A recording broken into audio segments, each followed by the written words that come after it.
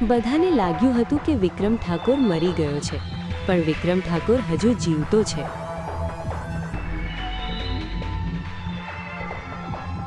હા, સાચી વાત છે. એ હજી માર્કેટમાં છે, પણ એની ચર્ચા થાય છે. જંગલથી લઈને ગુજરાતથી લઈ દિલ્હી સુધી એની વાપસીની ખબર આગની જેમ ફેલાઈ ગઈ.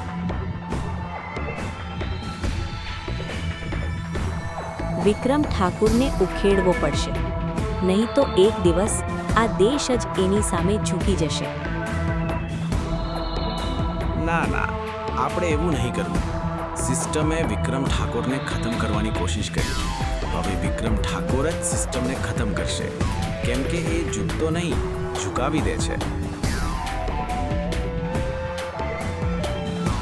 આ વખતે અથવા તો વિક્રમ ઠાકોર બચશે, નહીં તો હું.